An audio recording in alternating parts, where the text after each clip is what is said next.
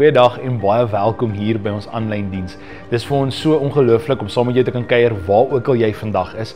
En dit is vir ons altyd eerste prys om 'n persoon saam te kan kuier. Maar ons is so dankbaar vir tegnologie wat hierdie moontlik maak. So waar ook al jy is, mag jy vandag se diens geniet, mag jy toelaat dat die Here in jou hart inspreek en ek wil jou uitnooi. Haal 'n notaboekie uit, haal jou Bybel uit. Beleef dit asof jy saam met ons vandag hier in Oase gemeente is en mag dit jou lewe verander. Geniet die boodskap.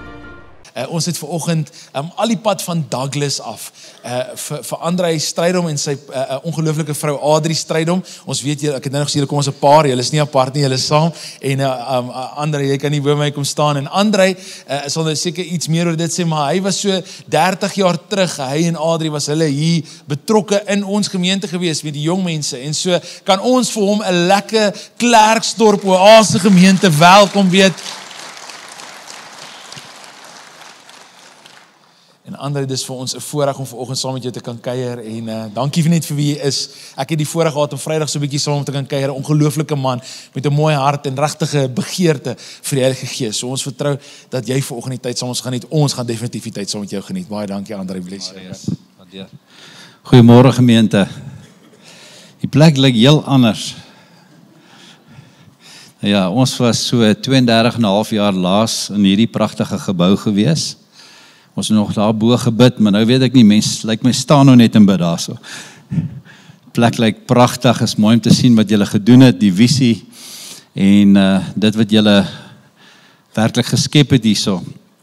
Nou ons het goeie herinneringe van hierdie plek. Wie van julle was nog hier toe Dr. Gielie Kombrinkie was?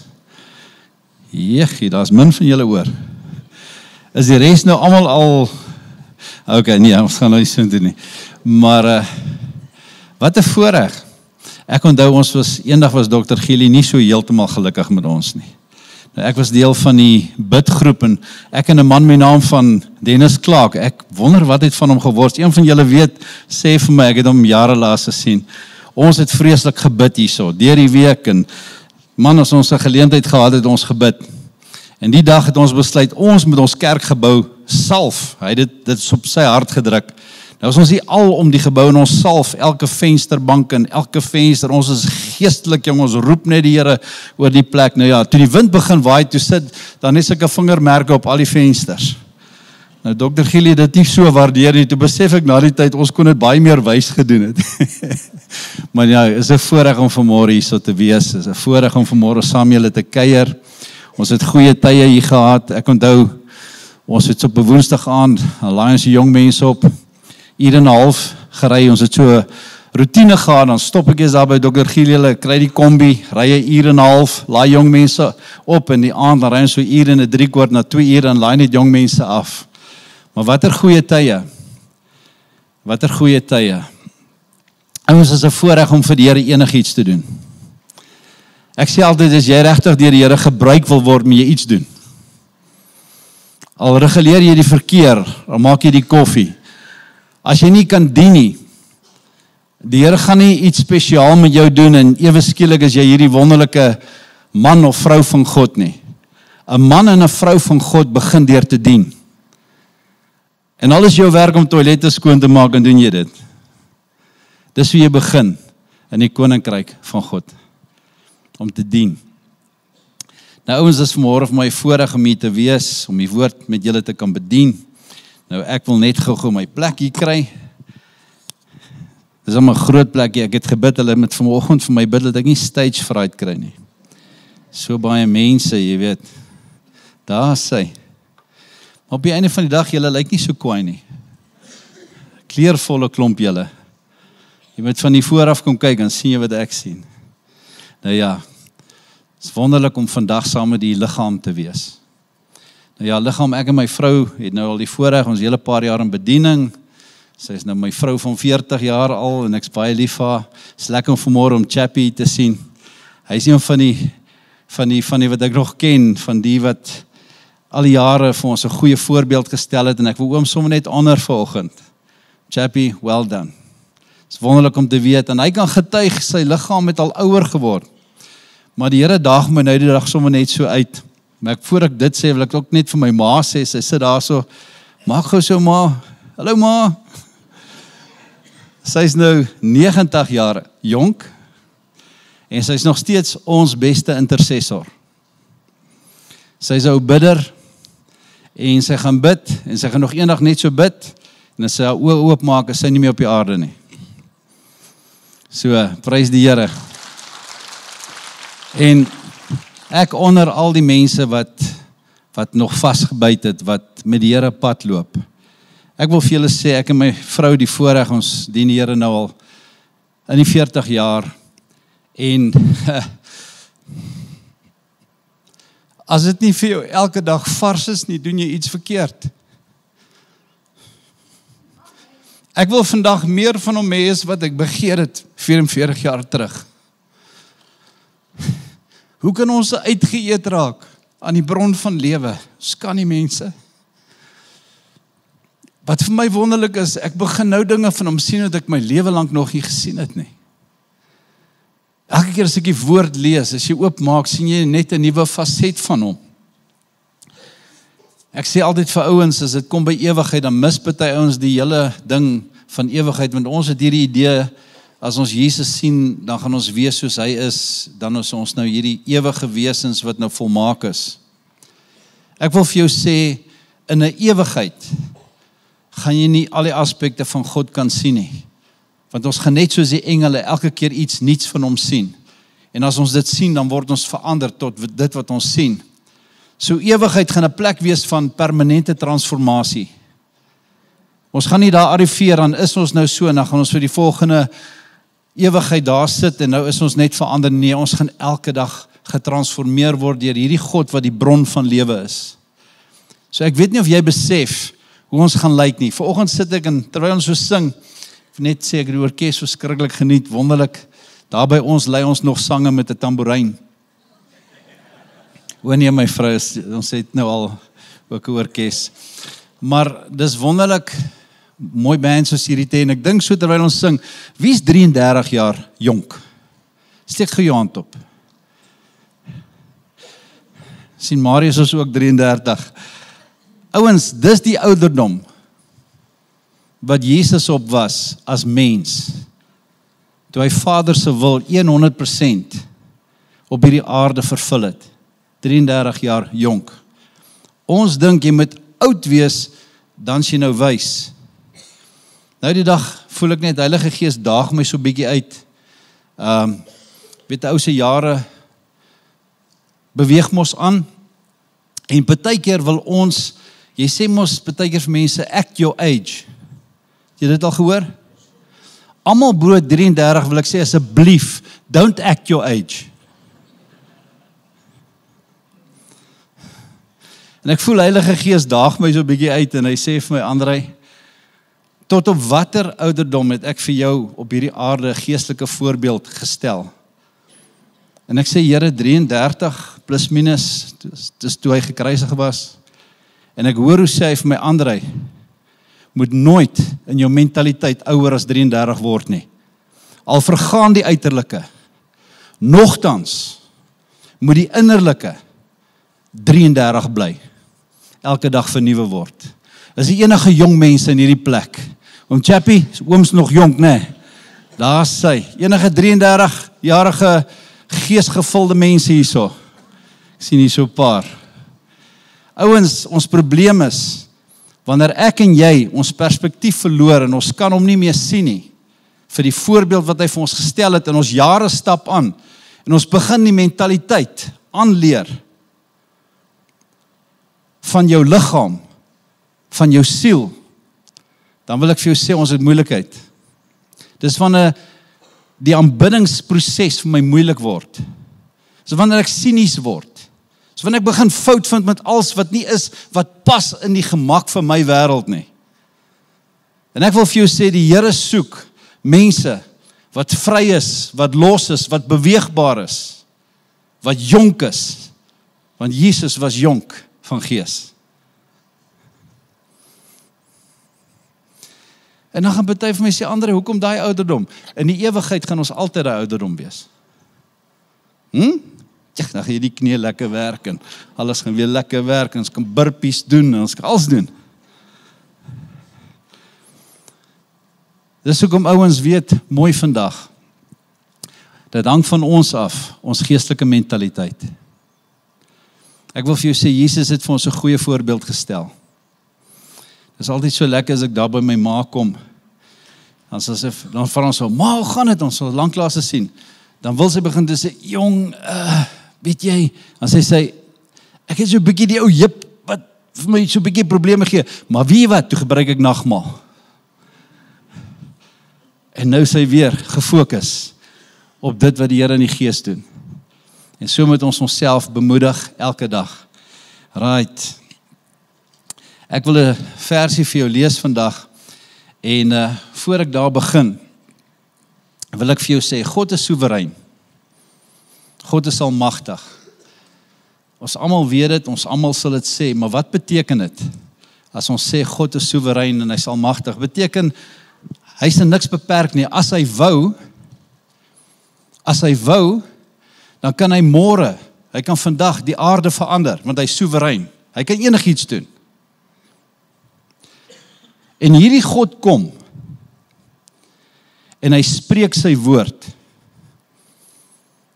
Toe hy sy woord spreek, toe onderwerp hy sy soewereiniteit aan sy woord.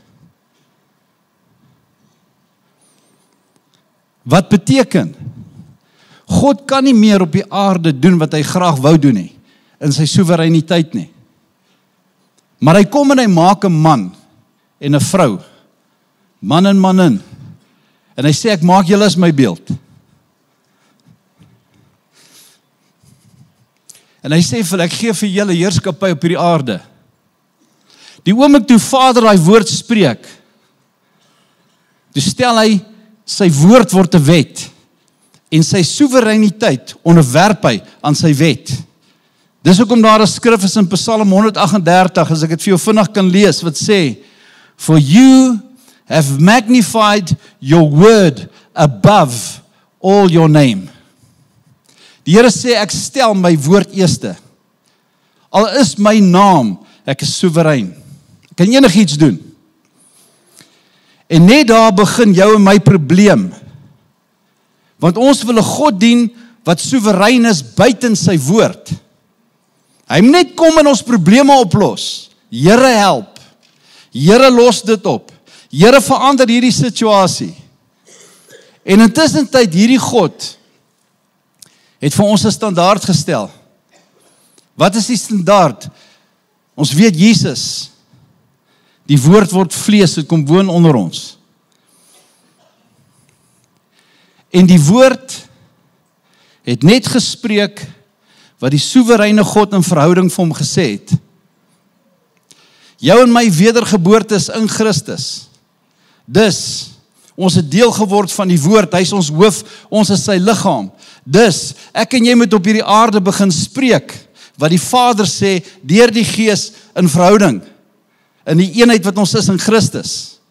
Ons werk nog presies dieselfde, as wat ons gewerk het, toe God in Genesis 1 gesê het, kom ons maak die mens, ons maak om ons beeld, ons maak om ons gelykenis. Hoekom is dit belangrik? Die woord wat by jou en my uitkom, die woord wat by Jesus uitgekom het die profetiese momentum geword vir die kerk. Wat is vanmôre jou profetiese momentum? Dit wat by jou mond uitkom. Jy is vanmôre wat jy sê. As jy nie hou van wat jy sien nie, verander wat jy sê. As jy nie hou van jou omstandighede en nie, verander wat jy sê. Want jy moet verstaan vanmôre, alles wat ek en jy sê, skep 'n profetiese momentum vir ons lewens, en baie keer nie net vir ons lewens nie, ook vir ons kinders en ons kinders se kinders.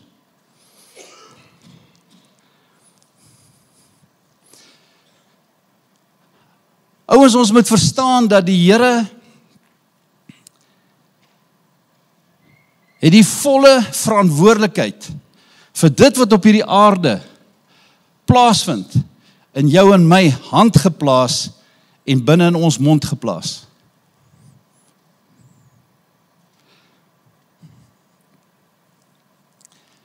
Die vraag is, Here, hoekom laat U dit toe?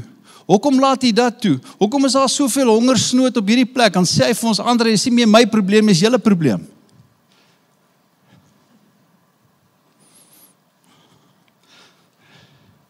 Dis 'n eerbare gebed om te bid, Here, red die verlore mense. Maar weet jy wat? Hy gaan vir jou sê, ek is 100%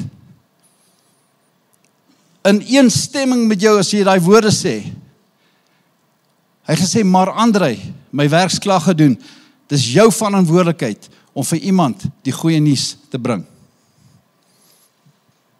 Ons het so 'n vroutjie daar by ons gehad, jare terug, met wie ons kennis was, en ek dink op daai stadium sê iets vir soos 14 jaar, vir haar man gebid. Ons het hulle bevriend, en sy vertel vir ons net van hierdie moeilike man wat sy het. En ek hoor sê, Heilige Gees my Andre, sy bid nou al 14 jaar vir sy redding. Het iemand al ooit vir hom die evangelie gebring? Ons wil mos hê, die mense moet net tot redding kom. Ons bid en hulle moet tot redding kom. En na 14 jaar, nooi ons daai jong man, saam met ons op 'n kamp te gaan. Eerste keer wat iemand moeite doen, almal is versigtig vir hierdie moeilike persoonlikheid. Sy eerste kamp, toe keer die Here sy lewe om. En hy word gedoop. En na die naweek toe vra hy, waar moet ek opteken? Ek wil vir die Here gaan werk.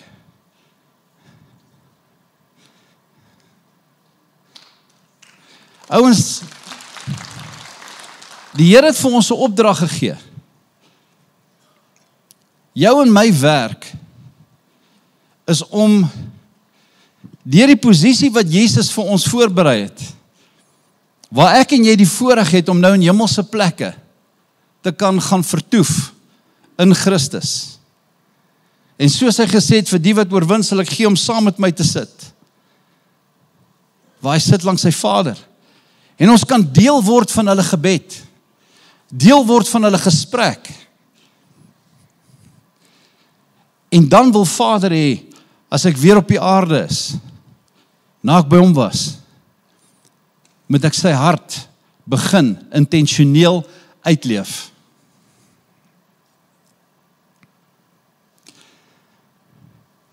Sodat hy homself kan openbaar aan iemand anderste. En ouens, ek wil vanmôre jou bemoedig. Ek wil vir jou sê, die Here het jou nodig. Die Here het jou so nodig. Die Here wil jou gebruik.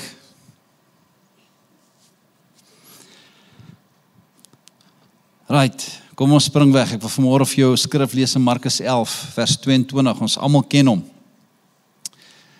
Hy sê, julle moet geloof in God hê, dan sê elkeen wat vir hierdie berg sê, lig jy op en val in die see, en daarby nie in sy hart twyfel nie, maar glo dit wat hy sê gebeur, vir hom sal dit gebeur, en dit sal vir julle so wees. Wat sê daai skrifgedeelte vir ons? Elkeen wat vir hierdie berg sê, hy het nie gesê, gaan pleit by die Here tot jou probleem weg is nie. Elkeen wat vir hierdie berg sê, nou weet julle wat is interessant van 'n berg? Jy of ek kan 'n berg in iemand se lewe inbring, of ons kan 'n berg verwyder uit iemand se lewe uit. Weereens hoe, as julle vir hierdie berg sê,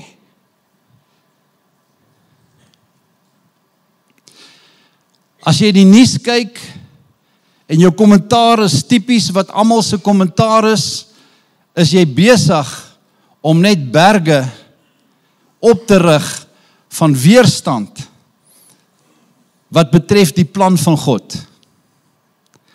As ek praat teen 'n broer, 'n suster, 'n medegemeente, is ek besig om berge op te hef wat skeiding bring en die vyand weet wat daar verdeeldheid is daar onenigheid, is daar allerhande bose werke. As ek nie 'n ander kerk kan seën nie, wil ek vandag by jou pleit. Bly net stil. As my hart nie is vir die kerk van Jesus Christus nie, dan wil ek vir jou sê, jy kan nie van ander kerke goed praat nie. Wil ek vir jou vra, bly stil asseblief. Want ons is 'n liggaam. En as 'n liggaam is ons geroep om te seën en nie te vervloek nie. As ek iets sien by 'n gemeente wat kort is ek veronderstel om te sê en te spreek en te seën sodat dit wat ontbreek in hulle lewens kan inkom. Ouens, ons aard, ons natuur is om te vervloek. Ons natuur is om sleg te praat. Ons is weergebore om anders te praat. En ek gaan nou stop by daai beeld. Wat het die Here kom verander binne in ons? Dis wonderlik om Immanuel te beleef, God met ons.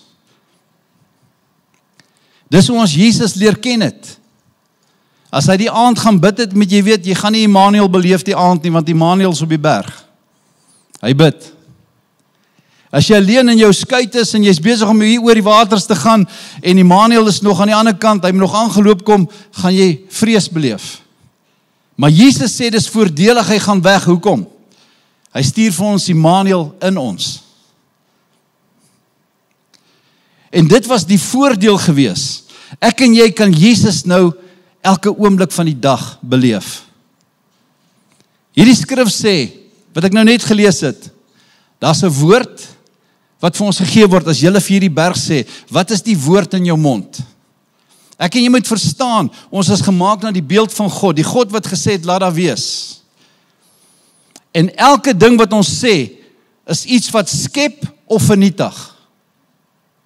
Jy sit of 'n berg voor iemand of jy vat 'n berg weg. So jy het 'n woord nodig. Dan sê hy vir ons, jy bely dit, jy sê dit. Dan sê hy vir ons, en hier is die belangrike ding, iets wat die kerk, ek dink baie in kan groei, is om al klaar die uitkoms te sien. We need God to renew our minds. Weet jy wat was jou en my grootste probleem? Is ons koppe. Soveel so dat ons sien Jesus, hy dink anders, hy doen alles anders as ons. En hier kom Jesus en hy praat 'n ander taal. En nou kom die woord en hy sê vir ons, hy gee die gees sodat ek en jy kan beleef wat Korintiërs sê, we have the mind of Christ. My broer, as jy met jou vrou gaan praat deur the mind of Christ, gaan jy dalk vir 'n paar mooi goed sê en dan minder afbreek en fout vind. Dis net 'n grapie, Heilige Gees werk so met my. Ek ry so verby al hierdie karplekke. Lyk my hier in hierdie dorp van jou is baie karplekke, jong. Nou ry ek so verby en elke kar lyk blink en mooi. En ek hoor hoe sê Heilige Gees, Andrei, as jy nou gaan kyk vir 'n kar, gaan jy blink en sien jy gaan hom sommer wil koop.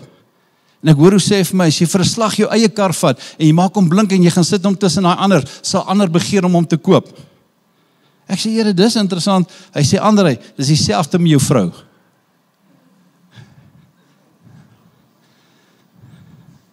As jy verander gees, dis mooi blink. Julle het my mooi vrou gesien. Jy is so beautiful. Mama, so bly jy sien. Weet jy wat? Dan gaan jy dalk haar weer wil kies. Maar so nie lyk enigiets vir jou aantreklik as jy nie kan bevestig en belê in dit wat God vir jou gegee het nie. Ouens, ons moet begin sien. Wat moet ons begin sien? As jy in hierdie kerk instap en jy sien hierdie banke is vol.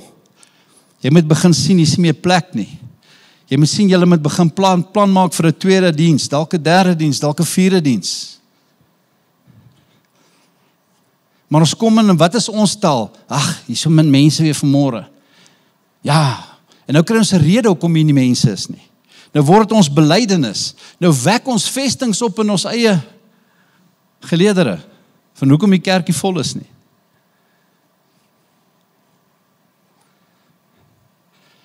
So ouens, wat ek vanmôre gou-gou weer wil sê is 3 goedjies. Ek sien hulle het 'n tyd hierso. So, ek weet nie vir wat jy moet kyk, daai een staan stil, kan ek vir hom kyk? OK, goed. Nou kom ek lees vir julle 'n mooi vers vanmôre. Markus 13 vers 9. Wel, is daarop. Mooi. Julle is georganiseer hierso. Hy sê, en julle moet teen julle self op julle hoede wees. Julle moet teen julle self op julle hoede wees. Luister, ons grootste probleem is nie die duiwel nie.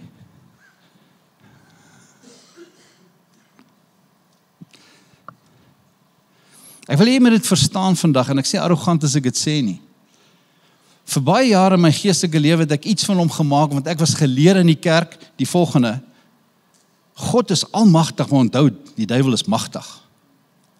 En dan lê ons die klem op die magtige een. Tot ek besef het in my lewe, hy het geen mag oor my nie. Behalwe dit wat ek vir hom gee. Daar was jare in my lewe wat ek die duiwel gejaag het. Want ek is onkundig. Maar vanaf ek geleer het, wie ek is in Christus, ignoreer ek hom. Want ek gee nie vir hom airtime nie. Hoe is jy? Slaap ek verder?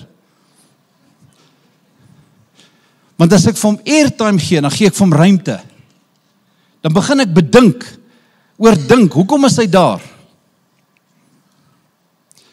Ouens, ek en jy moet leer, we have the mind of Christ. Dit was die laaste ding op Jesus se gedagtes om te dink aan die duiwel. Hy was gefokus op wat sy Vader dink, wat sy Vader wil doen, wat sy Vader wil sê.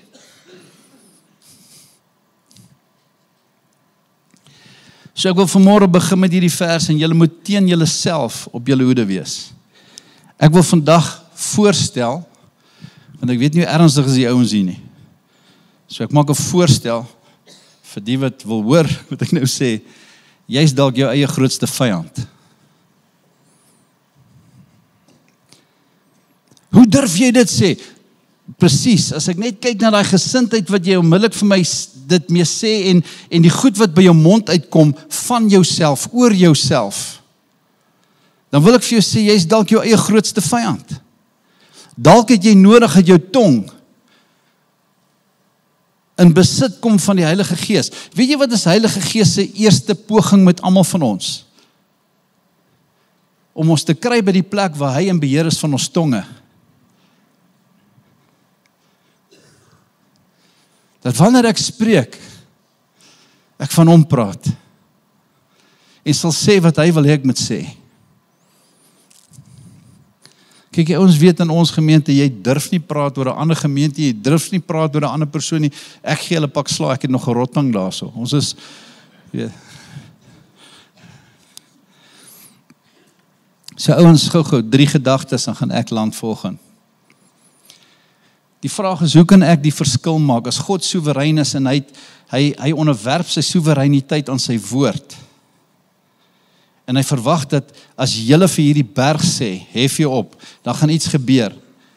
Dan wil ek vir jou lees, wat die woord van die Here vir ons sê. Matteus 12 vers 33 sê, as julle sê, 'n boom is goed, moet julle ook sê, sy vrugte is goed. En as julle sê, hy is sleg, moet julle ook sê, sy vrugte is sleg. Hoekom? 'n boom word aan sy vrugte geken. Nou net gou vinnig oor dit.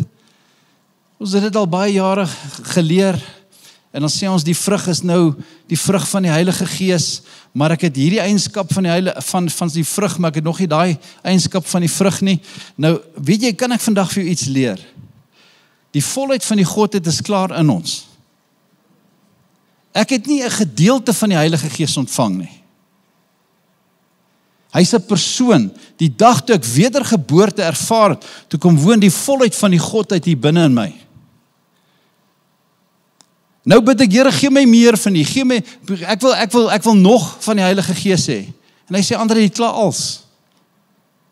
Maar gee my meer, kom, nog salwing, nog heerlikheid. Toe ek en my vrou getrou het, toe het ek alles van haar gekry. Die eerste jaar het sy net vir my haar been en haar arm gegee. Volgende jaar die ander been, nee, ek het daar van die begin af gehad.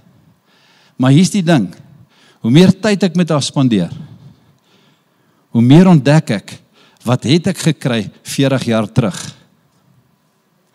Hoe meer tyd ek en jy met Heilige Gees spandeer, gaan ons agterkom wie's binne in ons. En dan gaan ek en jy dalk begin glo, as ons sê, groter is hy wat in ons is, as hy wat in die wêreld is.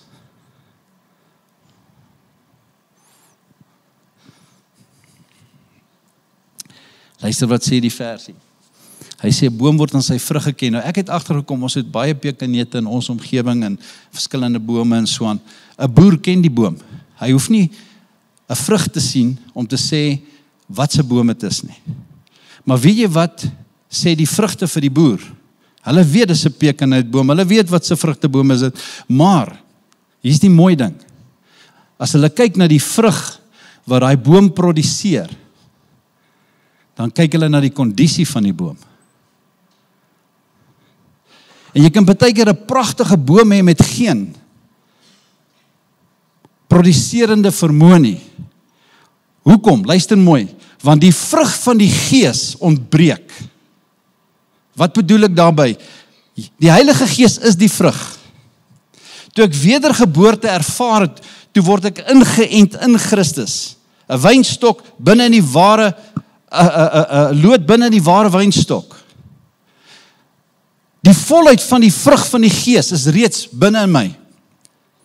Maar omdat ek hom nie toelaat in my lote nie, produseer ek nie die vrug wat reeds in my is nie. Daarom lyk my selfbeheersing nie so mooi nie. Hy hoef nie vir my meer te gee nie, dis klaar daar. Ek moet gaan fellowship met die een wat selfbeheersing is. Dan kom ek agter, ek begin aan die buitekant ook produseer wat binne my is. 'n gelowige is veronderstel om aan die buitekant te produseer wat reeds binne in ons is. Die volheid van die Godheid is klaar in ons. Die vrug van die Gees is klaar in ons. Daar's niks wat hy ons nog moet gee nie.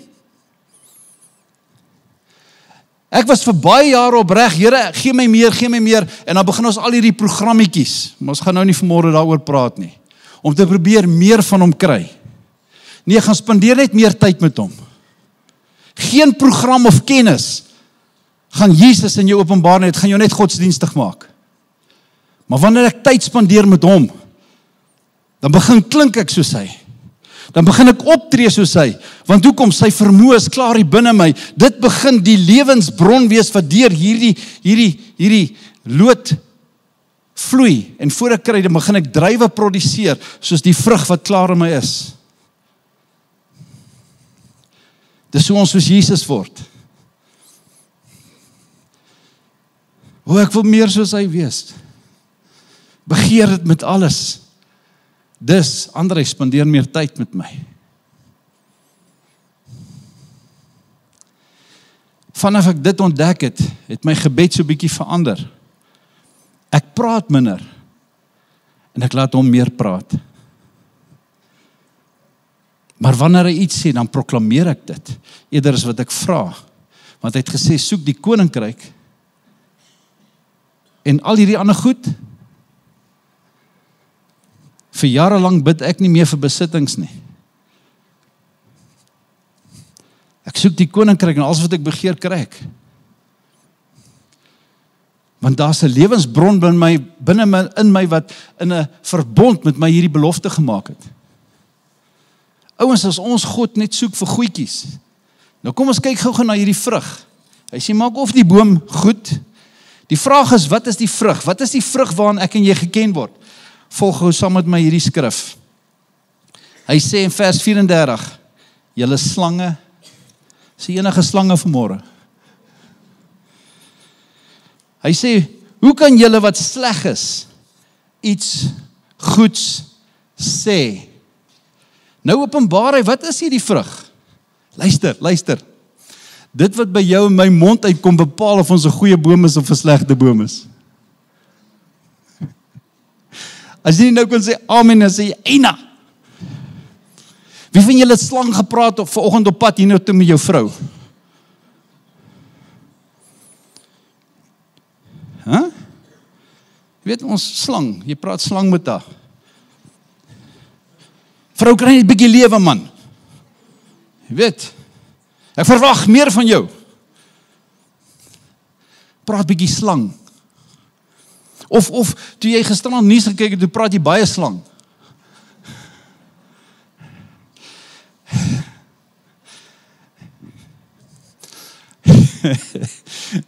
Of vanoggend toe hier net deur uit daar wraggies ou voor jou ingery. Toe praat jy slang. Slang identifiseer dat ek en jy laat nog nie toe dat die volheid van die Godheid deur ons manifesteer nie. Lewe en dood is in die mag van nie. Right, luister wat sê hy verder. Hoekom is dit belangrik?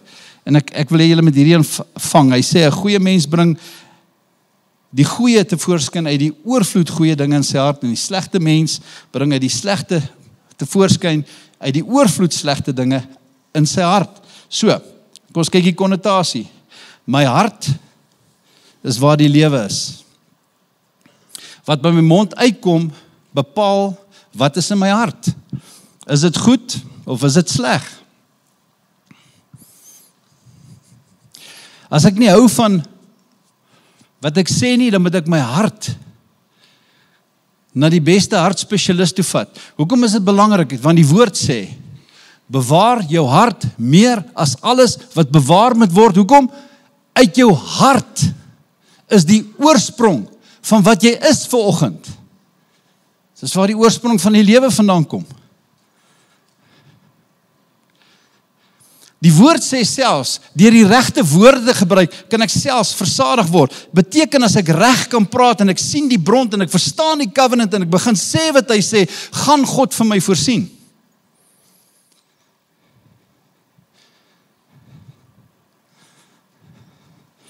Luister wat sê hy vir ons verder daarso, en hierdie is belangrik. Dit sê ek vir julle, van elke ligsinnige woord wat 'n mens sê, sal hulle rekenskap moet gee in die oordeelsdag. Want hoekom? Op grond van jou woorde sê jy vrygespreek word of veroordeel word. Woorde is belangrik. Woorde bepaal wat my oordeel gaan wees. Nou luister wat sê hy daar vir my. Die woord sê van elke ligsinnige woord wat ek praat. Nou die vraag is, gaan loop net so terloops, Job leer vir ons, daar's 'n engel wat saam met ons loop en hy hou boek van alles wat ons sê. Alles word neergeskryf. Hulle het nog die ou boekhousisteem. Skryf alles af. Né? Eendag voor die Vader staan, dit beteken nie, nou gaan hy sê, André, jy het hier 'n woord gebruik wat niks seggend is nie. Nou gaan ek jou oordeel nie. Beteken, wanneer my mond praat en dit openbaar wat in my hart is en wat uit my mond uitkom, is lig in die sinne. Dis nie die mind of Christ nie. Gaan ek geoordeel word want daai woorde is 'n ondermyning op sy profetiese plan vir my lewe. Daarom gaan ek rekenskap doen van elke ligsinnige ding wat ek gespreek het teen die plan wat die Vader vir my het. Dis hoekom dit vir die gemeente so belangrik is om die profeseë te vat wat Vader vir julle deur die jare gegee het. Erns dit te gaan pinpoint en dit te begin om julle proklamasie te maak oor hierdie plek. Nou is ek nie net besig om 'n mooi gebou uiterlik te bou nie, nou is ek besig om 'n profetiese momentum in hierdie plek te skep, sodat Vader verheerlik kan word, deurdat hy sy wil kan uitoefen in ons midde. Dis hoekom ligsinnige woorde gevaarlik is, mense. Daar's van ons wat God se plan al so geondermyn het in ons lewens. En ek gaan vir jou sê hoekom. En ek gaan daarmee eindig. Oor die feit dat die kerk so 'n mentaliteit van minderwaardigheid het. Dat God kan nie homself deur ons openbaar nie. Want jy's net nie goed genoeg nie. Jy kwalifiseer nie. Hier's die mooi ding, vanaf ek uitgevind het, Filippense leer my, hy kwalifiseer my. Kyk ek nie na myself nie. Ek kyk na die een wat gesê het, Andre, you are qualified. God roep dinge wat nie bestaan nie. Als in my lewe wat nog nie so lyk nie, ek tree op asof dit daar is. Hoekom? Want hy het my gekwalifiseer. Sy lewe gaan op 'n stadium hier deur my begin vloei en ek gaan agterkom, ek doen 'n paar goed verskillend.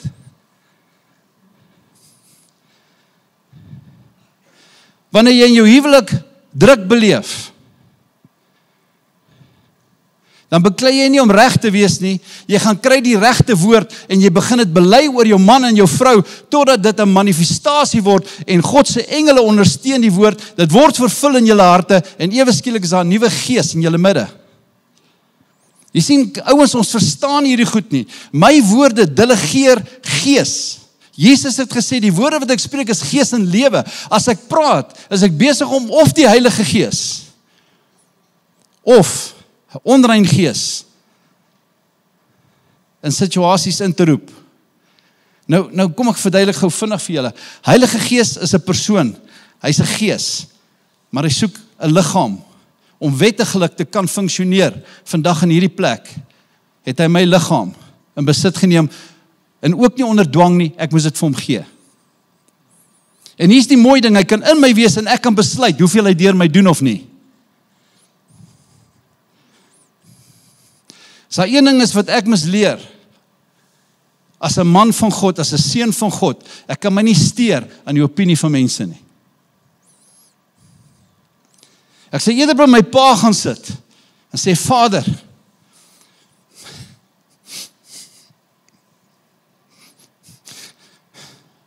praat met my.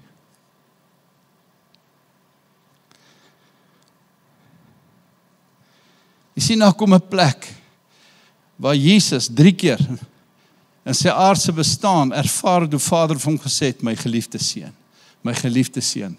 So 2 weke terug doen ons dienste by 'n volle evangelie kerk in Appington. Hulle Pinksterreeks. Die tweede aand bedien ek en ek ervaar hoe Heilige Gees vir my sê, terwyl ek besig is om hierdie diens te land, Andrei, well done. Jy het vanaand presies gedoen wat ek wou gehad dat jy moet doen. Dat ek so opgewonde is, ek wil na iemand toe hardloop en net vir hulle sê, hoorie, die Heilige Gees het nou net dit vir my, wees net saam met my bly. Want weet jy hoe maklik is dit om in 'n diens te wees? Want ons bereik dalk net 30% van wat hy wou. Ons kan sê, is 'n goeie diens en wat hy wou gedoen, kan ons totaal mis. En ek probeer nie iets sê daardeur nie. Ek probeer vir jou sê, elke keer as ek in ons gemeente ingaan, is dit my ingesteldheid, Heilige Gees het hier alles gedoen wat hy wil doen. Is daar nie iets wat ons mis nie? Sê, is daar nie dalk iemand wat ons nou oor skiep hier nie, jy wil nou iemand aanraak nie, jy weet, jy verstaan. So ouens, elke ligsinnige woord, dit begin by my woorde. En ek gaan nou 'n klomp goed skiep. Kom ek lees net 1 vers daar vir jou.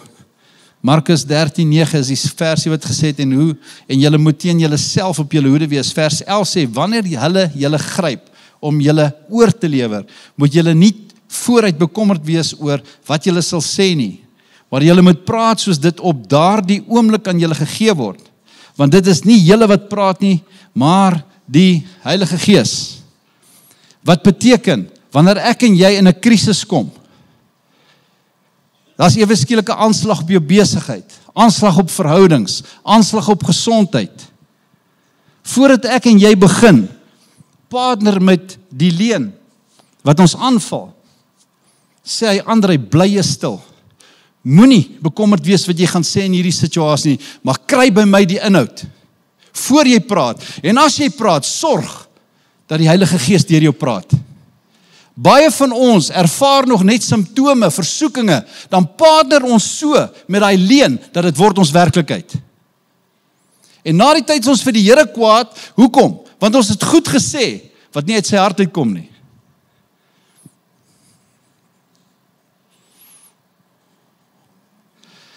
Ouens, as die kerk net kan besef, jy is gemaak na die beeld van God, en jy werk presies, soos die Vader funksioneer. Ek gaan van dit afstaan. My woorde is belangrik, wat van my dade? Ek gaan vinnig vir jou voorbeeld gee van Gideon, want dit is wat ek vanmôre ervaar het. Ek is opgewonde oor elke boodskap wat ek bring. Vanoggend 2:30. Nou ek het gelukkig vroeg gaan slaap gisteraan, maar die vorige 2 aande nie lekker slaap gehad nie. En in elk geval 2:30 is Heilige Gees my so besig. Nou hy doen dit baie. Laat ek hoor hoe begin hy hier deur my preek en goed sê. dat ek na dan sê, Heilige Gees, ek gaan nou maar opstaan, want ek besef, hier word nie nou geslaap verder nie. Hier is nou lus om te praat. Dit is my die wonderlikste ding om te dink dat ons kan met die Gees van God, wat Immanuel in ons is, 'n verhouding hê. As ons net kan leer om meer met hom te praat. Here, wat doen ek in hierdie situasie? Wat moet ek sê vir jou? Moet ek hierdie besluit maak? Is hierdie saak van nie? Is hierdie transaksie van nie? En jy sal verstom wees hoe hy praat. Net so terloops, vanaf ons begin het om met hom tyd te spandeer. En ons om in ons gemeente innooi, om regtig waar die een te wees wat met ons praat. Die eerste ding wat ons voorgecontent het, dit begin by my vrou, dis nou al 'n hele paar jaar terug, is dat hy weer sal doen wat die woord sê, dat die Gees van die Here sal oor ons kom, sal krag ontvang, en sê, en julle jonges sal profeteer, seuns en dogters, diensknegte, diensmag gaan sê, en op die ou mense, jong mense sal hy drome en gesigte gee. En ewe skielik, toe ontplof daar iets in daai gemeente, dat ons hele gemeente begin net droom. Almal droom. En dan moet jy hoor hoe praat die Here met ons deur droomgesigte. Weet julle hoe lekker is dit? Ons sit nou die dag daar so in Uppington, ons hou, en ek voel om daai gebed te bid, en ek sê ouens, wie van julle wil weer hê die Here met julle besoek met drome? Ons bid daai aand, jy met die drome hoor wat ons teruggekry het, juis oor dit wat die Here besig is om aan te spreek en te doen. Ouens, dis die Here se taal, droomtaal. Dis hoekom die Here wil jou imagination so in die hande kry. Dat ons goed kan sien voor ons dit doen. Toe Dawid met Goliat beklei, was daar nie een twyfel in sy hart, gaan ek hierdie ou raakgooi of nie raakgooi nie. Hy het so gemediteer op hierdie ou, hoe durf hy God uitdaag? Die slagorders van God uitdaag, dat in sy gedagtes was hierdie ou klaar verslaan. Nou begin ons in die dimensie van geloof beweeg. Right. So, vinnig, Gideon, wat sy dade? Ek het net so 'n paar goed gehighlight vanoggend van jou in Rigter 6. Die engel kom by hom en ek wil vanmôre dit vir elkeen sê. Die eerste ding wat die engel vir hom gesê het is, die Here is by jou, dapper man. Die feit dat jy vanoggend hier is jy 'n dapper held, wat deur God geroep is, deur wie hy sy koninkryk op hierdie aarde wil vestig. Nou ja, die volgende boodskap was, gaan in hierdie krag van jou. Maar Here, wie is ek? Gaan net soos wat jy is, begin doen wat jy moet doen, wat jou hand vind om te doen. Dis hoe jy ontsluit wat reeds in jou is. Sien, Heilige Gees wag vir die geloofstap, so nie kan my liggaam dalk 'n tronk wees vir hom, vir sy volle tyd van wat my bestaan was op hierdie aarde.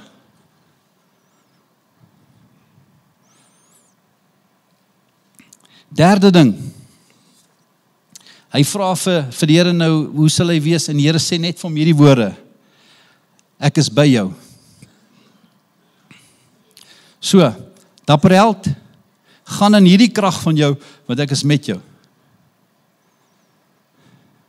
Hy het ook gevoel, maar Here, wie is ek nou? Dapper held?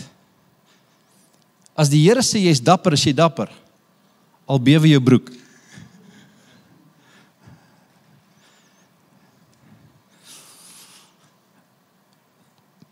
Daar's 'n voorwaarde gewees.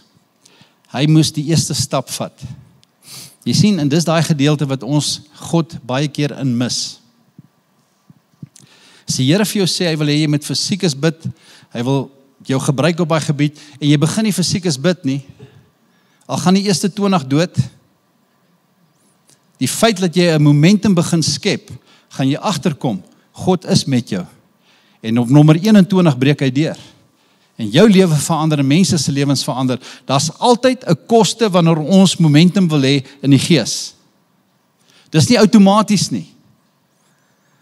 Ek hou van die voorbeeld waar die Here vir Noag sê, Noag, ja Here, praat met my, bou vir my ark. Sure, wat se ding se ark, Here? En die Here gee nou vir my plan en sê, okay, maar wag 'n bietjie. Jy besef is harde werk hierdie. Né? Luister mooi. Hy moes 57 jaar dit doen.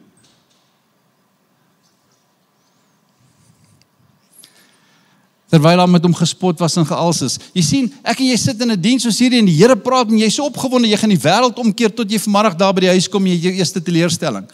Dan is die stem sommer weg. Dan weet ons nie meer van die Here wat met ons gepraat het nie. The people that rewrite history is the people that endure in what God has called you to do. Die oomblik wanneer jy dit begin doen, ouens, dan kom jy agter. Die Here gebruik jou om die koninkryk se momentum te skep op die aarde. Hy kan dit self nie skep nie. Hy soek iemand deur wie hy dit kan doen, wat sal sê wat hy wil hê jy moet sê. Wat sal begin beweeg in die rigting wat hy wil beweeg. Dis hoe ons begin momentum skep. Right. En nou Gideon kom by 'n klein snack. Wat was die snack? Die snack was gewees, sy pa in die dorpie waar hy gebly het, hulle het almal God gedien, en as ek nou tone trap, sê maar net eina, en vryf hulle na die tyd. Ek ken julle nie, so ek kan nie met iemand hier praat nie. En wat gebeur? En die Here stuur hom terug, om wat te gaan doen. Jy sien, baie keer, ons so geconnect, in ons denke, en daar soveel altaartjies al in ons lewens opgewek, van bygeloofies en allerhande goed, en die onmoontlikheid vir God om te doen wat hy moet doen, dat dit word ons altaartjies, maar ons almal, ons het 'n groot God, hy het ons nageslagte hier deur die Rooi See gebring, hy is amazing, hy het hulle selfs deur die woestyn gevat. Ek sê vir Marius die ander dag, ek sê die Here praat nou die dag met my en hy sê, André, die volk het 40 jaar om die berg gegaan. Hy sê, is julle as kerk nie ook besig om die berg te gaan nie? Hy sê, terwyl ek julle bo op die berg soek, is die plek wat ek jou wil hê. André, hoe kan ons om die berg beweeg? Baie maklik. Ons kry 'n program, 'n jaarprogram.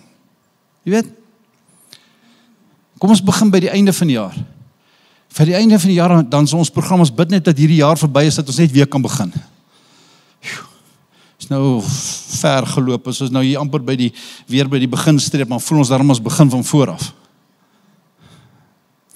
En dan begin ons, en ons wil nou visie hê vir die jaar.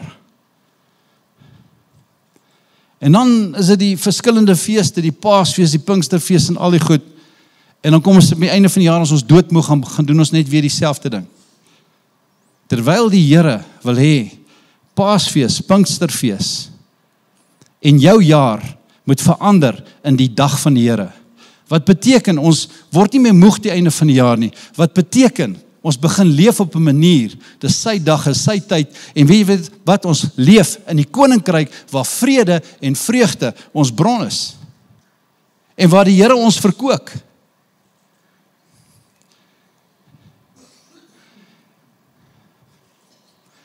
Dis ook om Paulus gesê, ek weet daar sekere ouens, hulle sekere daar hoor is ander, hy sê maar wat hom betref. Elke dag som myself te hoekom. He discovered the day of the Lord. What is the day of the Lord? It's the day we go into the rest of God. Daar bly nou vir julle 'n dag oor. Wat 'n dag? 'n Dag om in die rus in te kom. Here, wat gebeur aan daai dag? Dis die dag wanneer jy begin rus van jou eie pogings. En jy begin optree uit die woord. Hy sê, maar terwyl daai uitnodiging nog daar is om te gaan pas op, dat party van julle dalk dit mis. Hoekom? Want ek wil nie hier verander nie.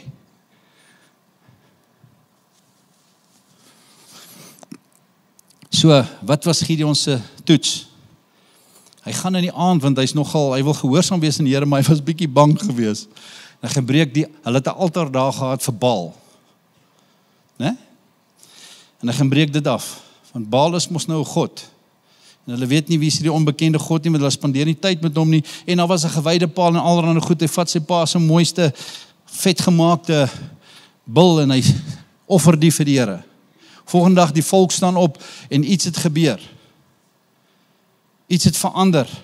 Iemand het gedurf om ons routine te kom verander. Iets te kom breek in my stelsel. Hoor mooi wat ek nou profeties vir jou sê. En ek wil dit vanmôre sê, AGS Oase. As julle jaar na jaar dieselfde ding gaan doen, moenie verwag dat die Here gaan inbeweeg nie. Josua kom, en hy breek dit af. Ag, hoor my Josua, Gideon, ek's nou by Josua. En Gideon breek dit af, en nou gaan kruip ook maar weg, hy is bang, want hulle gaan hom doodmaak. En daar kry hy die bynaam Jerub-Baal. Met ander woorde, dis wat die Here jou en my wil hê. Sy pa sê, julle vat nie aan hierdie jong man nie. As daai Baal dan 'n God is, laat hy homself verdedig. Maar hier's 'n jong man wat gewaag het om uit te beweeg, waar ons hele lewe lank in slawerny gesit het. Luister mooi, moenie dink iemand gaan vir jou bid en jy's nou verlos nie. Ja, daar kan 'n bose gees weggaan, maar as jy nie jou roetine, jou lewe, jou intentioneel verander nie, gaan jy terugval en bly waar jy was, en jy gaan 7 keer erger word. Hierdie jong man breek 'n roetine, hulle wil hom doodmaak. En hulle sê, kom ons gee dit dan oor aan die God wat ons aanbid. As hy dan God is, sal hy self met Gideon deel. En ons lees van so 'n man in die Bybel ook, Paulus, wat 'n ywerhaar vir die wet was, wat oorgegee was aan Jesus, en daar word van hom gesê in die geesdimensie. Ons ken vir Jesus en ons weet van Paulus. Met ander woorde, die Baal het kennis geneem, daar's ergens 'n jong man wat besig is om patrone te breek.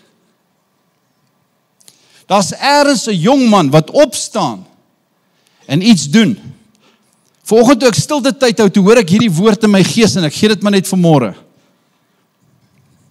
En ek hoor hierdie woorde, Andrei, ek wil vandag op hierdie eenvoudige woorde harte roer hierso, want daar's roepings wat moet manifesteer. Daar's dinge wat ek wil skuif, maar die sleutelinstrumente sit hier, en ek wil hulle aktiveer, om te begin beweeg, sodat die geeswêreld sal weet, die koninkryk is besig om deur te breek.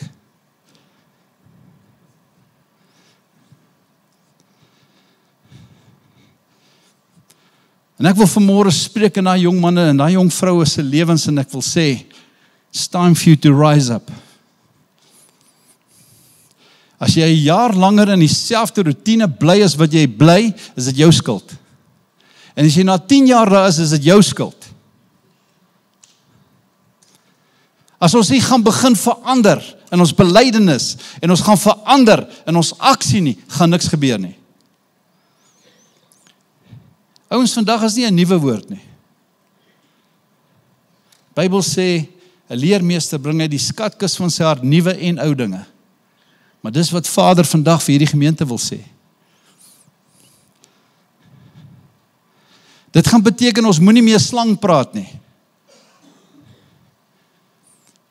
'n Vasting wat ek uitroep vir hierdie gemeente vir die hele volgende week. Jy praat nie eenmal negatief van wat gebeur het in hierdie plek of van die persone wat betrokke was nie. Jy spreek net lewe oor die manne wat hier is. En jy spreek lewe oor dit wat God wil kom doen in hierdie plek. En jy gaan sien hoe vinnig gaan die Here daai momentum herstel. Hoe vinnig gaan hy iets nuuts kom doen. Ek mag nie meer sê nie, dis wat ek wil sê vir jou. Vandag wat dit betref. So ouens, ek wil vandag eindig en die laaste ding wat die Here vir hom gesê het, voor ek vir julle die prentjie van minderwaardigheid wil skep, hoe die Here jou sien in die gees. Die Bybel sê die oomblik toe Gideon begin beweeg het die gees van die Here hom begin dryf. En hy het begin om die ramshoring te blaas. 'n Nuwe aankondiging in die gees. Hier breek 'n nuwe seisoen aan. Ou is verby. Ons gaan nie meer ons self probeer regverdig uit die verlede en wat in die verlede gebeur het nie. Die Here wil 'n victim verander in 'n victor. Maar dan sê jy die houding moet aanneem van iemand wat meer as 'n oorwinnaar is. Deur te glo wie die God is wat vir jou sê, ek gaan jou dryf van hier af.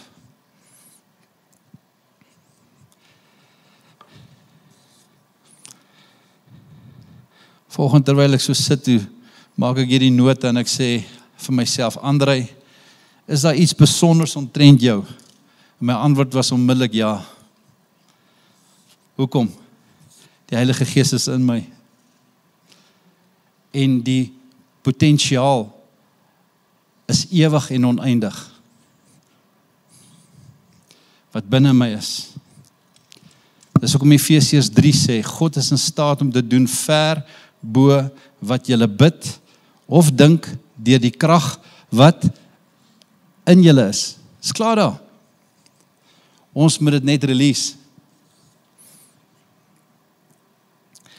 So ouens, ek wil vanmôre hierdie prentjie vir jou gee, profetiese beeld, en dan land ek.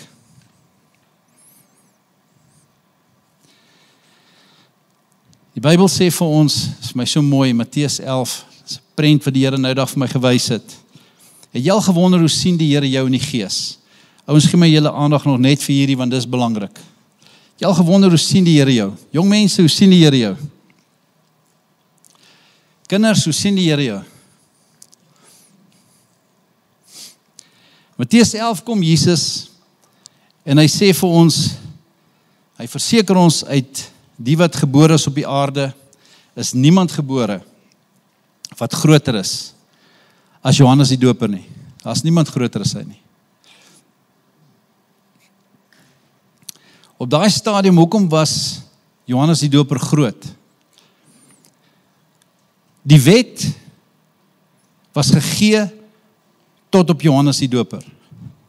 Die profete, wat Elia symboliseer, die ander een symboliseer Moses, was gegee tot op Johannes die Doper.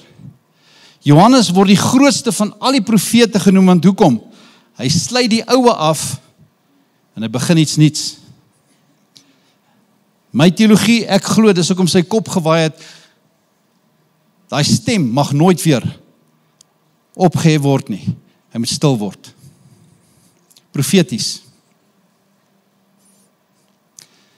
Hoekom sal ons die taal praat van die Ou Testament? Of vashou aan reeltjies? Terwyl Johannes die oue afgesluit het en die Here sê, daar was niemand groter as hy nie.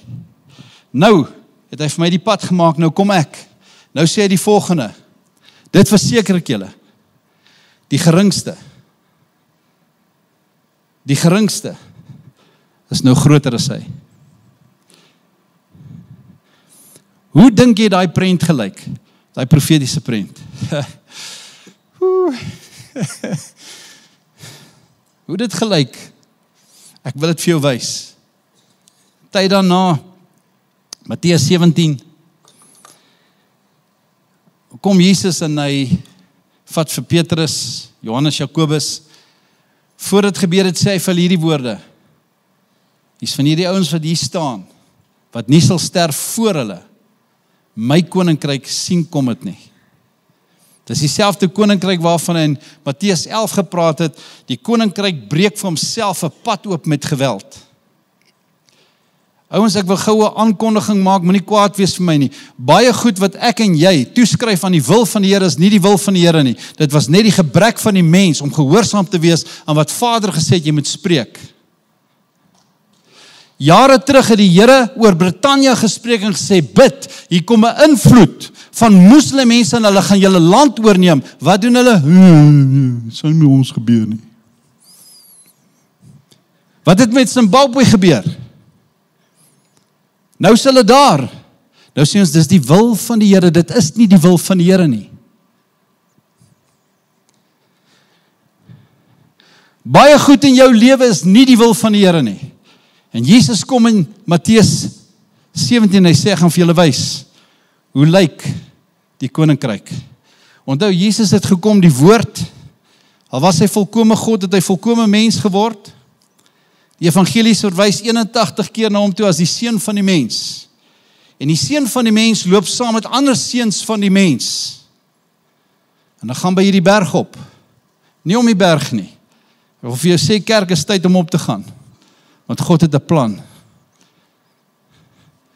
Moenie laat die volgende generasie eers weer geïnspireer moet word nie. Tel dit nou op. Dat die volgende generasie net hoor kan gaan. André, dis die wil van die Here. Wat was die wil van die Here? Die wil van die Here was dat Israel in die beloofde land sou ingaan? Het hulle of het die volgende generasie? Was dit God se plan? Nee. Maar omdat die mens, ek hou van hierdie woorde, hardnekkig, wederstrewig, hardkoppig, so lank op die pad, jy's in die pad. Moenie jy iemand wees wat in die pad van God is nie. Ja, maar niemand sê vir my nie. Nou, ons gaan nie jou pride saam met jou celebrate nie. But you need to die to self.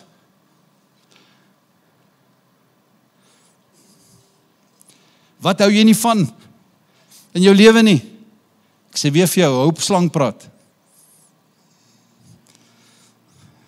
As jy my onthou net vir een ding as ek hier weggaan, is dit, daai pastoor het gesê, ons moet nie slang praat nie.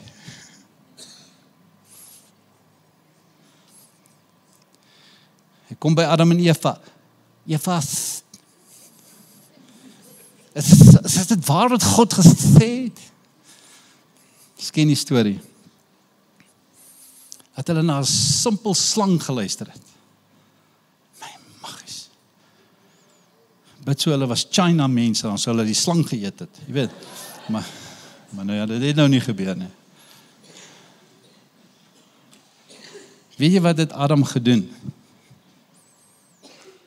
Hy het sy reg om te heers op hierdie aarde weggegee. Jesus het dit kom terugneem. En Jesus het in Matteus 28 gesê, en ons som dit sommer klaar op, aan my is alle gesag nou gegee.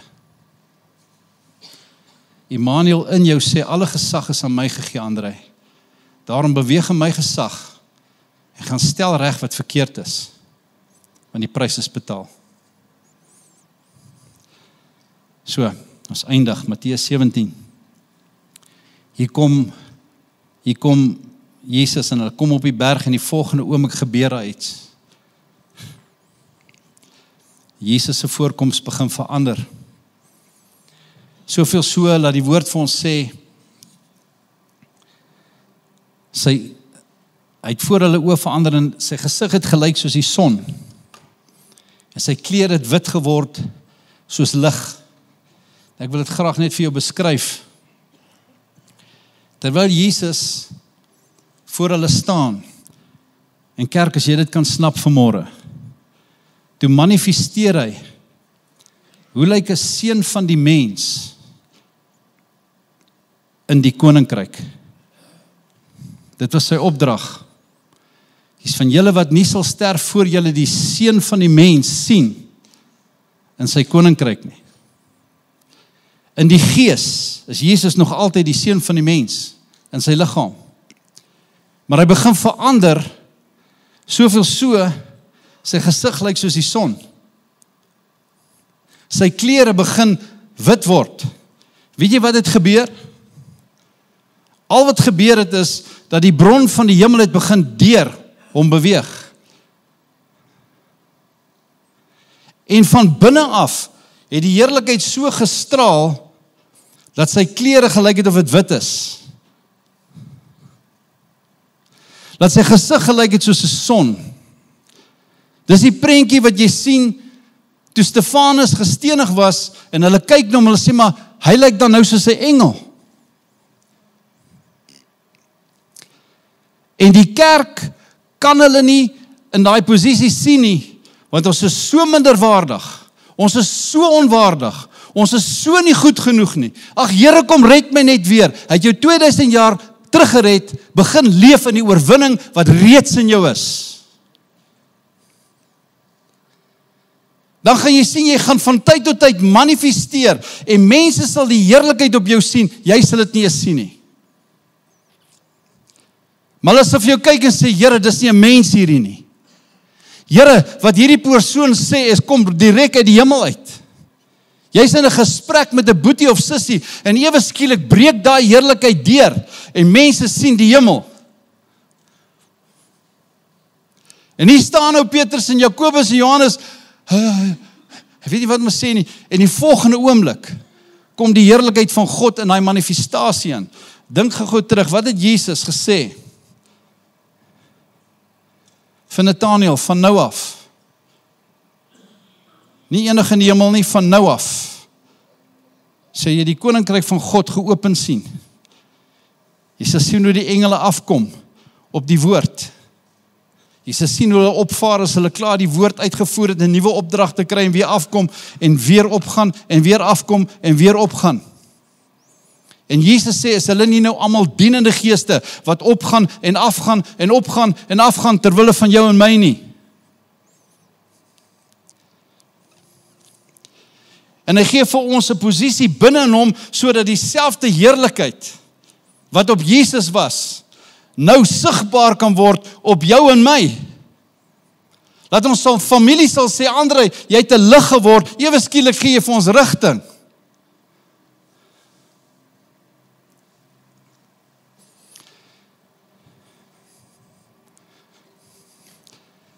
Jesus verander en ewe skielik ontmoet hemel die aarde. Wat is ons gebed? Dis vanoggend gebed. Vader, ons bid dat soos in die hemel, so ook op die aarde. En nou kan ek maar bietjie vir julle goeie nuus gee. Ouens, en ek weet baie ouens gaan nou voel, want in jou kop is dit die enigste uitkoms. Hoe die Here moet net nou kom, dinge raak nou swaar. Ek sê vir jou, as Jesus nou kom, dit waarvoor hy die prys betaal het, dan is dit nog nie vervul nie. Want hy het gesê, so nie kan ek hom nooit weer glo nie. André, die werk wat ek gedoen het, moet jy ook doen. En jy moet nog groter goed as dit gaan doen. Ek wil vandag profeteer vir jou, die Here is besig om 'n generasie op te wek, waarvan Romeine 8 praat, dat die seuns van God gaan geopenbaar word. Seuns van God gaan wees mense wat Jesus openbaar. In jou werksplek, in jou familie, waar jy beweeg. En hy het gesê, when I am lifted up, as die seun geopenbaar word, dan trek hy mense na hom toe. Dis hoekom hulle dalk nie na ons toe kom nie. Hulle sien nog verander hy. En ek wil vandag vir julle sê as 'n gemeente, moenie begin dink, want oor 'n paar jaar is ons nou nie meer hier nie. Begin dink in terme van die grootste vangnet, wat deur netwerk gegooi word oor die aarde, en 'n generasie van seuns staan op, wat die treknet gaan intrek met goeie vis. En die grootste herlewing gaan plaasvind op die aarde.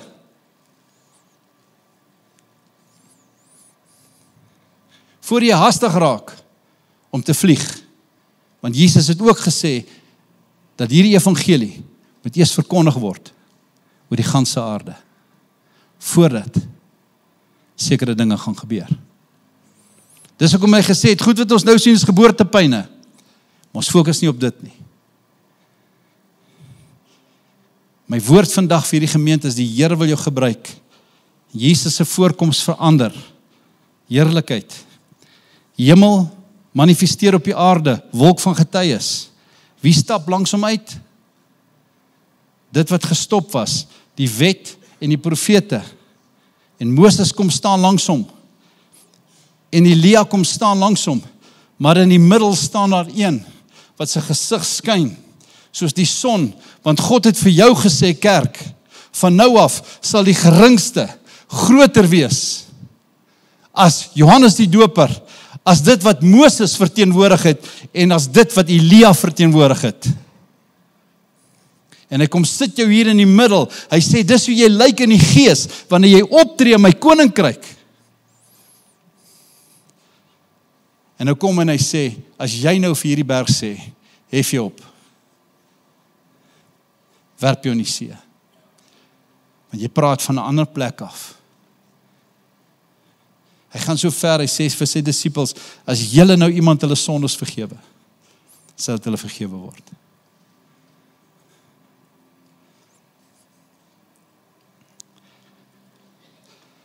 Kerk, kom ons skud hierdie minderwaardigheid af. Kom ons skud hierdie selfveroordeling af. En kom ons aanvaar dat God het jou gekwalifiseer. Vir wat? Nie vir die hemel nie, het jou gekwalifiseer om sy seun te kom openbaar op hierdie aarde. Dan sal daar 'n nuwe hemel en 'n nuwe aarde wees.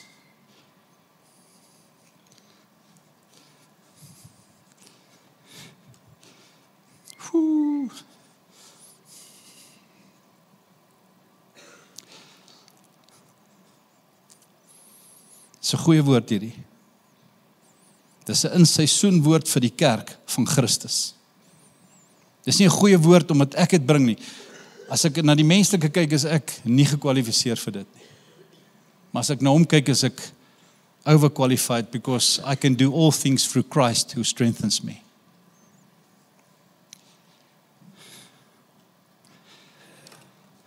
Right.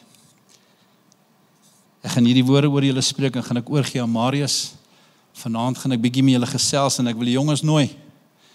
En die wat jong van gees is, die wat 33 jaar oud is, wil ek nooi vanaand. Ek gaan met jou praat oor hierdie rivier wat ons moet begin oopmaak. En hoe werk hierdie rivier? Wat God wil oopmaak op die aarde. Waar kom hierdie rivier vandaan? Hoe werk dit? Jy kan solank huiswerk doen, jy kan Psalm 24 gaan lees, daar's 'n paar sleutels daarin. Right, ek sluit met hierdie woorde en ek gaan vra vandag dat jy jou hart gaan oopstel. Ek wil 'n proklamasie maak aan mense. As jy vanoggend hier sit, eerstens en jy voel dat iets roer in jou gees.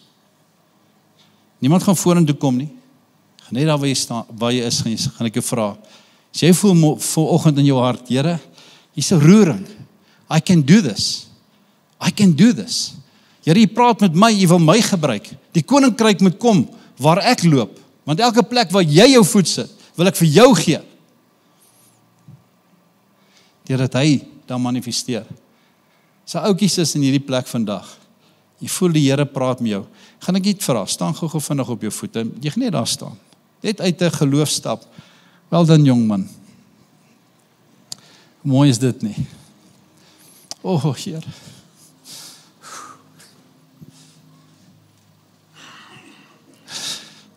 Ouens, ons moet waardering kry vir die Heilige Gees. 2 weke terug bid ons vir 'n tannie, ek weet nie, sy is seker al 120 jaar oud, ek weet nie. Baie oud gelyk aan die buitekant, maar aan die binnekant weet ek sy is 33. En die Gees van die Here kom hy oggend oor haar. Sy kom na die tyd, sy sê vir een van die persone wat ons geken het, sy sê, ek het laas die Gees van die Here beleef, soos wat ek hom nou beleef, toe ons jong mense was in Pinksterdienste gehou het. Hoe kan ons leef sonder die Gees? Jesus is die woord, maar die woord kom by sy disippels, en wat doen die woord? Hy blaas oor hulle. En hy sê, ontvang die Heilige Gees. As Jesus nodig gehad het, om te doen wat hy gedoen het deur die Gees, wat van jou en my? Dit raak ongemaklik as iemand die Heilige Gees probeer losmaak van Jesus. Of 'n verhouding met hom hê los van Jesus. Dis waar ons in error beland. Die Heilige Gees sal altyd jou fokus op seunskap sit, op Jesus. Ek is lief vir hom. En weet jy wat die Heilige Gees wil nie sê ek moet hom aanbid nie. As ek hom begin aanbid, dan vat hy die fokus na Jesus toe. Want hoekom? Hy's daar om my te herinner aan wat Jesus gedoen het.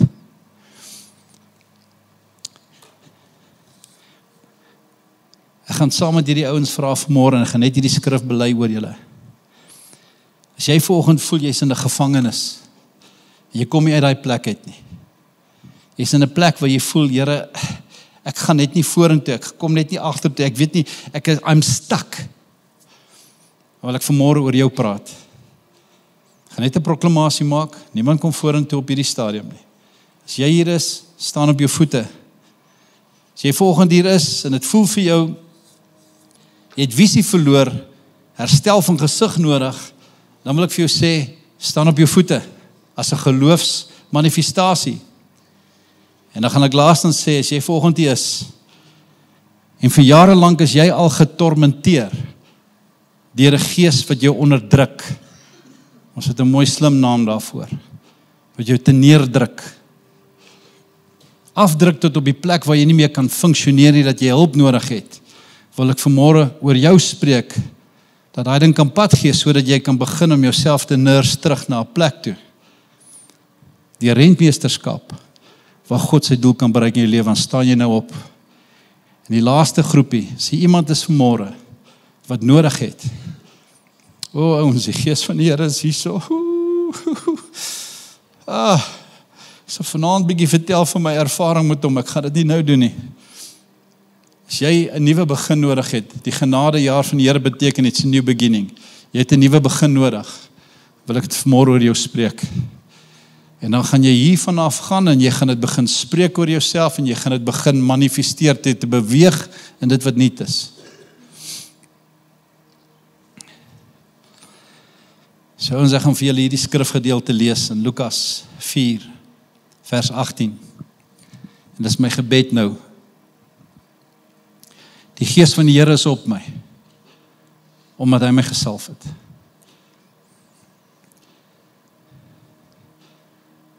Die gees van die Here is op my, omdat hy my gesalf het.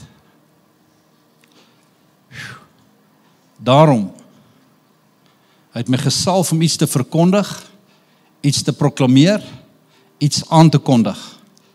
Dis wat ek nou doen. Hy het my gesalf om die evangelie aan armes te verkondig. As jy volgende is, jy dalk gebackslide, of jy het nog nooit jou lewe vir Jesus gegee nie, dan wil ek vanmôre aankondig, deur die Gees is vir jou geleentheid om terug te kom volgend. Ek maak dit nie emosioneel nie, dit is 'n aankondiging. As die aankondiging nie in jou hart werk en jy reageer daarop nie, dan moet jy wag tot daar weer 'n uitnodiging is.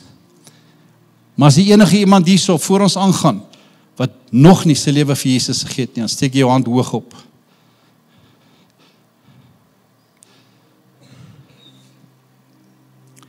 Ons is hande wat opgaan, en dis die belangrikste gebed wat ons nou kan bid, is eers vir hulle. So ek gaan vra, dat julle saam met my bid, gemeente bid sommer saam met hulle. Sê, dankie Jesus, dat u vir my gesterf het, dat u namens my die prys betaal het, wat skeiding gebring het, tussen Vader en my. Ek vra u, vergewe al my sondes, en ek glo met my hart, Jesus het in my plek gesterf, en ek bely nou met my mond, Jesus Christus, U is my Here. Sê dit weer, Jesus Christus, U is die hoogste gesag in my lewe van hierdie oomblik af.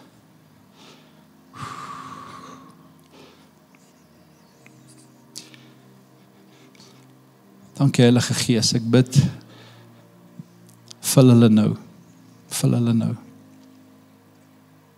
Vul hulle nou.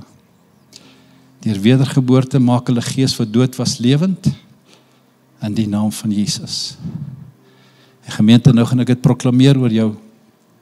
Die Here het my gesalf, nie net om die evangelie te verkondig nie. Hy het my gesalf. En ek sê vanmôre vir elke gevangene, weet jy wat beteken hy woord gevangene? Dis 'n POW, prisoner of war. Dis 'n ou wat van die Here 'n roeping het, en die vyand, he took you captive. Jy het ergens jou doel gemis, want jy's 'n gevangene. Ergens het hy dit gehijack, deur seer, deur teleurstelling, die kerk het jou dalk teleurgestel, maak nie saak wat nie. But you're a POW, a prisoner of war. En dis die verklaring wat ek nou gemaak, dat die Here maak jou los. En ek sê nou vir elke prisoner of war, vir elke POW, ek verklaar, jou dae van gevangenskap is verby. Ek verklaar dat die dae van gevangenskap is verby. Elke tronk deur swaai oop en 'n nuwe geleentheid om uit te stap. Jy hoef nie daar te bly nie, die tronkdeur is nou oop. Dankie Here. Dankie Here vir dit wat skuif in elke gedagte en hart. Ek bid 'n gebed, Here, mense wat in hulle lewens is, wat nie daar hoort nie, vat hulle uit hulle lewens. Ek vra nie maak hulle dood nie, maar ek vra hulle daai vriendskappe, stop nou. Mense wat in hulle lewens is, wat hulle weghou van die pad waarop hulle moet beweeg, vat dit weg nou. In Jesus naam. Laat daai goed mooi beëindig word, Here. En laat dit stop in die naam van Jesus. Maar ek bid nou, bring die regte mense in hulle lewens in. Party van julle het nodig om by julle connect groups of belangegroepe of wat julle dit ook al noem uit te kom en met nuwe familie te begin. 'n Verhouding bou. Jou verskoning is dalk maar hulle het my seer gemaak, dan is dit tyd vir jou om te gaan face jou eina sodat die Here se balsam jou kan gesond maak. Jy kan leer om vry te spreek sodat jy goeie vrug kan dra. Ek verklaar herstel van gesig vir elke blinde. Ek verklaar dit, herstel van gesig. Jy sal begin sien van hierdie dag af, wat die Here so lank al op jou hart druk. Van hierdie dag af sal dit begin val in jou in drome, gesigte, en jy die bewustheid daarvan. In die naam van Jesus Christus. Spreek dit oor jou. Dankie Heilige Gees. Woe! Dankie Heilige Gees. Ek verklaar laastens, almal wat onderdruk word. Jy gaan dalk voel 'n ding nou pad gee by jou. Almal wat onderdruk word. Ek sê nou vir jou, die Gees van die Here is op my om 'n verklaring te maak. He's giving you a garment of praise in die plek van 'n spirit of heaviness. En ek sê nou vir daai gees van heaviness, go in Jesus name. Leave.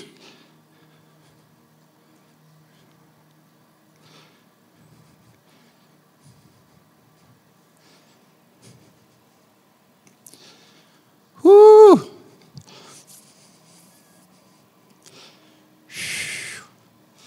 Woo.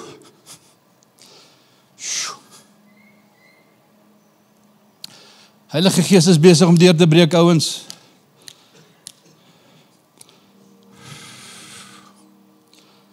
Dankie Here. Dankie Here. Ek voel hoe word mense se gees oop. Jy sal ervaar, party van julle wat voelers sal ervaar, hoe word jou hart so warm. Die Here is besig om die koneksie te herstel van dit wat jou nam gehou het hier, dat jy weer kan hoor van hier af en sien van hier af. Jou geestesoog. So Paulus gebid dat hy geestesoog gaan oop. Jy gaan begin sien van hierdie dag af. Marius, jy kan slank opkom. My laaste uitspraak. En ek verklaar nou oor elkeen hierso. Elke warrior van God. Elke seun van God.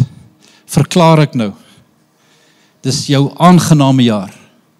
The year of Jubilee. Die Here gee vir jou 'n nuwe begin. 'n Nuwe begin. Ek verklaar ou dinge is verby. En jy maak jou vandag los van al die ou goedjies. Jy praat nie eens weer daaroor nie. Jy nurse dit nie. Jy maak jou los daarvan. En jy beweeg in die nuutheid van dit wat die Here vir jou beplan het. Die Here seën julle. Hierdie boodskap het ons aanlyn gelaai vandag, want ons glo dit het die vermoë om jou lewe te kan verander en om jou nader aan Jesus te bring. En jy weet op jou sosiale media platform, waar wil jy hierdie kyk? Dalk is dit op Facebook, dalk kyk jy dit op YouTube. Waar wil jy dit kyk? Wil jy nie ons 'n guns doen en hierdie share nie? Ons glo daar's mense daar buite wat dalk nie met ons bekend is of met die boodskap van Jesus bekend is nie. En as jy hierdie deel, kan dit 'n impak in hulle lewens maak. So like, comment en share. Dit help ons om die goeie nuus van Jesus Christus daar buite te kry. Ons sien uit om volgende week weer saam met jou te kuier en baie dankie dat jy vandag saam met ons gekuier het.